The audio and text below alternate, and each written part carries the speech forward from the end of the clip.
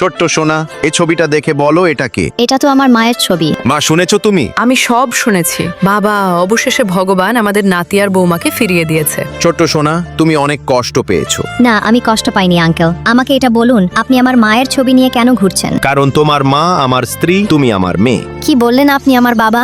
ছোট্ট সোনা, আমি তোমার বাবা। তোমার মা এখন কোথায় আছে বলো আমাকে। বলো দাদু ভাই, তোমার মা এখন কোথায় আছে আমাদেরকে বলো। বাবা, ওরা আমার মাকে ওই দরজার পিছনে আটকে রেখেছে। কতদিন পর প্রিয়ার সাথে দেখা হবে? প্রিয়া, আমি এসে গেছি। তুমি চিন্তা করো না ছোট্ট সোনা। তোমার মা কোথায়? এখানে তো নেই। মাকে তো ওরা এই ঘরে আটকে রেখেছিল। তাহলে যাবে কোথায়? আমি বুঝতে পেরেছি, প্রিয়াকে ওরা উঠিয়ে নিয়ে গেছে। সিকিউরিটি গার্ড, হুকুম করুন স্যার। আমার স্ত্রীকে 10 মিনিটের মধ্যে খুঁজে বের করো। ঠিক আছে স্যার। আমাকে ছেড়ে দাও। আমি তোমাদের কি ক্ষতি করেছি? প্লিজ ছেড়ে দাও। আরে এই ছোট লোক ভিখারি, তুই আর তোর মেয়ের জন্য আমার স্বপ্ন পূরণ হয়নি। এখানে আমার দোষ কোথায়?